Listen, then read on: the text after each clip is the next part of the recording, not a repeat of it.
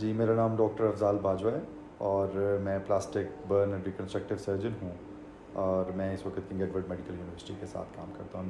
मैं working as assistant professor in plastic surgery. हाँ, ये एक्चुअली जब हीट के साथ कांटेक्ट आता है तो बॉडी में जो हमारी जो कवरिंग है या जिसको आप स्किन कहते हैं उसके अंदर डीनेचुरेशन हो जाती है और ये डीनेचुरेशन होती है एक्सट्रीम ऑफ टेम्परेचर की वजह से। ये एक हमारा जब हम बर्न की बात करते हैं तो आप हैरान होंगे इस बात पे कि सिर्फ जो extreme of temperature on higher side है सिर्फ वही बर्न नहीं करता।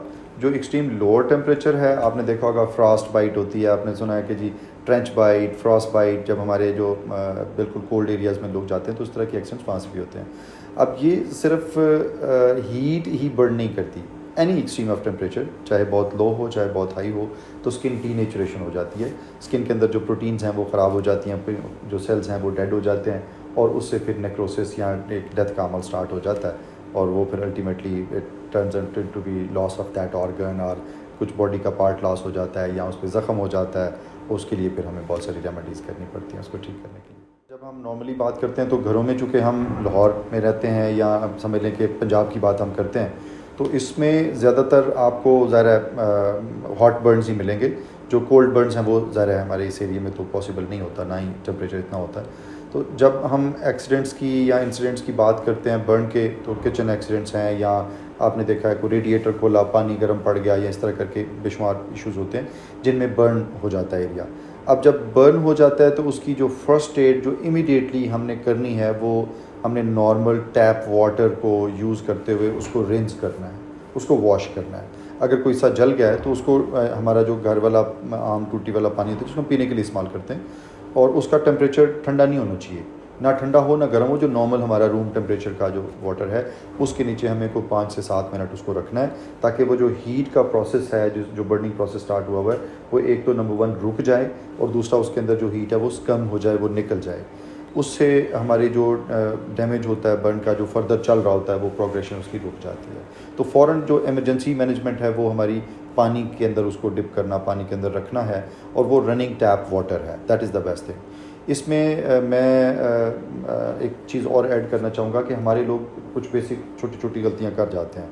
उनमें से मैंने देखा है कि बहुत सारे लोग कई दफ़े आटा लगा लेते हैं, कोई किसी ने ऊपर कोई अंडा लगा लिया, कई दफ़े कोई टूथपेस्ट लगा ली।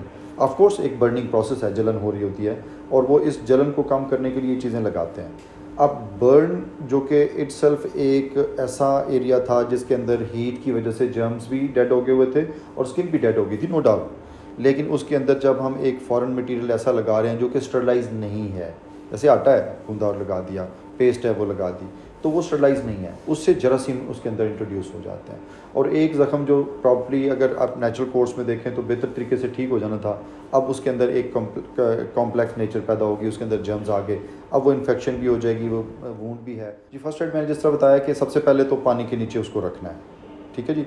उसके अलावा हमें जो घर की इमीडिएट एरियाज़ हैं उनमें प्रॉब्ली कोई ऐसी चीज़ यूजली घर में नहीं होती। हम अगर किसी ब्रांड नेम का नाम लें तो वो चूँकि होता है तो मैं कहता हूँ पॉलीमिक्सिन बी क्रीम्स मिल जाती हैं, वो आप ऊपर लगा लें थोड़ी देर के लिए, उसमें एक तो सूदिंग हो जाती है, दूसरा फिर एक ऊपर एक चूँकि लेयर आ जाती है तो फिर जर्म्स अंदर इन्वेड नहीं करते। लेकिन जो बेस्ट ऑप्शन यही है कि उसको पानी से आप उसको कूल करें, उसको नॉर्मल टेम्परेचर तक लेके आएँ and just go to your doctor, अपने फिजिशियन से मिलें। आप अगर घर के करीब कोई छोटा सा हॉस्पिटल भी है गवर्नमेंट का तो उसमें भी ये फैसिलिटी होती है, जो हमारे डॉक्टर्स हैं, जो हमारे स्टूडेंट्स होते हैं, तो हम उनको ट्रेन कर देते हैं। अब वो उस चीज़ को सारे को देखते हुए वो हमारी फ़र्स्ट एड वहाँ पे वो दे देते हैं। उसमें जो पेन की रिलीफ है वो हमें ज़्यादा चाहिए होती है, इसमें बर्न की पेन बहुत ज़्यादा होती है। हमने देखा कि अब अल्लाह रब्बुल इज़्ज़त ने हमारे लिए, हमें डराने के लिए या हमें इस राय रास्ते पे रखने के लिए कहा कि मैं आपको बर्न करूँगा। उसने ये नहीं कहा कि मैं आपको गोली मार दूंगा खुदा न खास्ता या कहीं ऊंचाई से नीचे फेंक दूंगा। क्यों? क्योंकि मैन्युफैक्चरर को, अल्लाह रब्बुल इज़्ज़त को ये पता है कि इस दुनिया में सबसे जो तकलीफ़ वाला अमल है, सबसे दर्द वाला अमल है वो बर्न है। तो इसलिए बर्न की दर्द बहुत ज़्यादा होती है। फ़ौरन जब इमरजेंसी में हम पहुँचेंगे तो ज़ाहिर है वहाँ एक तो कुछ रेमेडी उस दर्द की भी हो जाएगी, कुछ वूंड की इनिशियल फौरी केयर स्टार्ट हो जाएगी, जिससे ना सिर्फ ज़ख़म ठीक हो जाएंगे बल्कि उनके लॉन्ग टर्म जो हम निशान जिनसे हमारा कंसर्न होता है वो भी फिर बेहतर। हमारे पास ज़ख़म वाला पेशेंट जो जिसका बर्न के साथ ज़ख़म होता है वो हमारे पास रेफ़र हो जाता है, तो ये चूँकि एक स्पेशलाइज्ड मैनेजमेंट रिक्वायर्ड होती है, ये आम इंजरी नहीं है। अब देखिए कहीं कट लगता है तो एक ज़ख़म है जो कि एक थोड़ा सा एरिया इन्वॉल्व है, या लंबा कट भी है तो ज़ाहिर है वो एक 2 मिलीमीटर चौड़ा होगा और जितना भी लंबाई उसकी है। लेकिन बर्न का ज़ख़म एक पूरे वाइडर एरिए पे है। अब इसकी तकलीफ़ ही मैंने बताया कि बहुत ज़्यादा होती है। अब इसकी मैनेजमेंट बड़ी स्पेशलाइज्ड होती है। As a plastic surgeon what I do is initially हम उन ज़ख़मों को प्रॉपर तरीके से क्लीन करते हैं, उनके अंदर से जो डेड मटेरियल होता है उसको साफ़ कर लेते हैं, क्योंकि उसने हीलिंग को फिर स्लो करना होता है। पेशेंट की पेन को रिलीव करते हैं, टेटनस का प्रोफिलैक्सिस देते हैं, और अगर बर्न एक ख़ास लेवल से ज़्यादा हो जाए, लाइक अगर 5 to 10% हम समझ लेते हैं, ये चीज़ें होती हैं जो हम कंजर्वेटिवली या रूटीनली मैनेज हम कर लेते हैं। अगर 10% से ज़्यादा हो तो अमेरिकन बर्न एसोसिएशन कहती है कि उस बंदे को हम हॉस्पिटलाइज कर लें, या कुछ ख़ास एरिया को इन्वॉल्व है, जैसे फेस की एरिया की इन्वॉल्वमेंट है, हाथ इन्वॉल्व है, हमारे पेशाब पखाने वाली जगह इन्वॉल्व है, तो इनको स्पेशल एरियाज़ कहते हैं।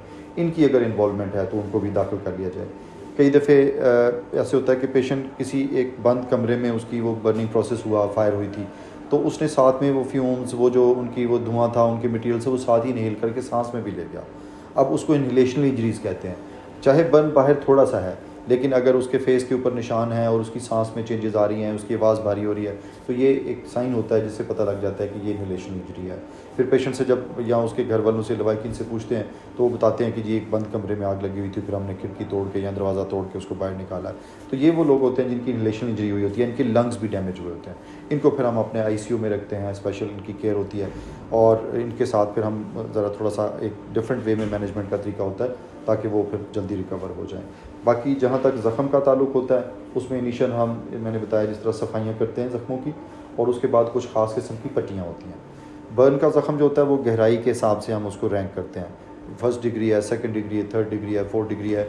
ये डिपेंड करता है कि कितनी लेयर्स जो हैं वो हमारी स्किन की बर्न हो गई हैं और ज़ख़म कितना गहरा है। प्लास्टिक सर्जरी की मुख्तलिफ़ टेक्निक्स हैं, जिसमें कुछ स्किन ग्राफ्टिंग की टेक्निक्स हैं।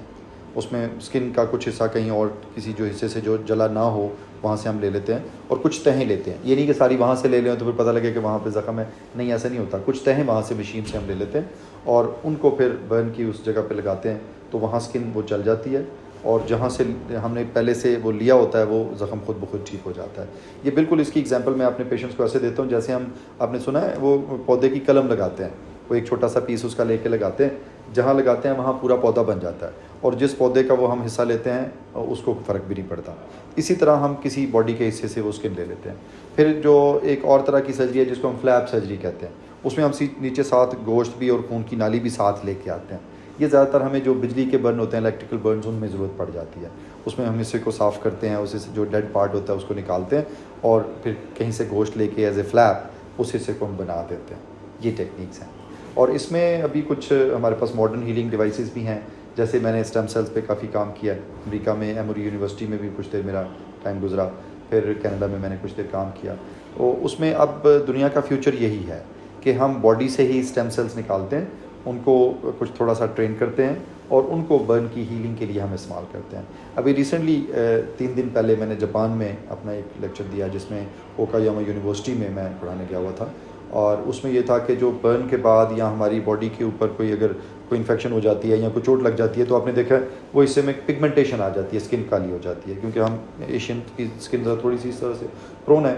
तो उस पिगमेंटेशन को डील करने के लिए भी मैं स्टेम सेल्स को यूज़ करता हूँ, और ये बर्न की जो आफ्टरवर्ड्स इफ़ेक्ट्स हैं, जो सिक्वली हैं, उनमें हील करने में ये एक बहुत बड़ा एक चैप्टर है हमारे पास। देखिए, बर्न की सिर्फ अगर मैं कहूँ कि सर्जिकल केयर, तो वो काफ़ी नहीं है। बर्न की एक होलिस्टिक केयर है। होलिस्टिक केयर कैसे? फर्स्ट एड है। अगर बंदे को इनहेलेशन इंजरी हुई या किसी कमरे में बंद था, वहाँ से टाइम पे निकाला नहीं, सर्वाइव ही नहीं करेगा, तो फ्रॉम द ज़ीरो पॉइंट उधर से गोल्डन आवर मैनेजमेंट शुरू होती है कि उसको फ़ौरन वहाँ से इवैक्यूएट किया जाए, जो बर्न की जो बर्निंग प्रोसेस है उसको स्टॉप किया जाए। जैसे हमने बताया कि पानी के नीचे उसको रिंस करेंगे, हीट्स कम हो जाएगी, तो बर्न का प्रोसेस कम हो जाएगा। अब उसको फिर फ़ौरन हॉस्पिटल शिफ्ट करना, फर्स्ट एड देना, फिर उसकी, आपने देखा बर्न के पेशेंट्स के इतने बड़े बड़े ज़ख़म हैं, तो उसकी न्यूट्रिशन भी डिफरेंट होगी, तो उसकी न्यूट्रिशन वैल्यूज़ को देखना, उसकी नर्सिंग केयर डिफरेंट होती है, उसकी फिजियोथेरेपी होती है, स्पेशल एक्सरसाइजेज हैं जिनके थ्रू हम उनकी मूवमेंट्स को बेहतर करते हैं, उनको मोबिलाइज करते हैं। इसी तरह चेस्ट केयर है, ताकि उनके लंग्स ख़राब ना हो। अगर इनहेलेशनल इंजरी नहीं भी है, तो अब उस बंदे ने, अगर फ़र्ज़ करें कोई 20-30% बर्न है, तो काफ़ी देर उसने अब बेड पर रहना है, तो उसकी बॉडी में जो चेंजेस आएंगे उनको फिजियोथेरेपी से और चेस्ट केयर से हम उसको मैनेज करते हैं। इसी तरह साइकोलॉजिकल रिहैबिलिटेशन होती है, क्योंकि अब बर्न होने से कुछ देर पहले ही वाज एब्सोल्युटली नॉर्मल, ही और शी वॉज एब्सोल्युटली नॉर्मल। अब एक प्रोसेस हुआ जिसकी वजह से बॉडी के अंदर डिसफिगरमेंट हो गई। उस डिसफिगरमेंट को कोप अप करने के लिए, उसको बकअप करने के लिए इसकी भी बहुत सारी साइकोलॉजिकल मैन्यूवर्स हैं। वो हमारे साइकेट्री के और साइकोलॉजी के कोलीग्स होते हैं जो हमारे साथ जॉइन हैंड्स करते हैं और फिर हम इसको मैनेज करते हैं। तो burn is basically it's just not only surgery, it's a holistic care. एक पूरे का पूरा पैकेज है जिसमें मैंने बताया नर्सिंग केयर से लेके आपकी न्यूट्रिशनल केयर तक, उसकी फिर पेशेंट की मोबिलिटी एंड फिजियोथेरेपी तक, फिर चेस्ट पल्मोनोलॉजी केयर तक, फिर ज़ख़म की केयर, फिर उसके बाद उसके जो निशान हैं उनकी, और फिर patient comes back to the life and this is called rehabilitation of the burn.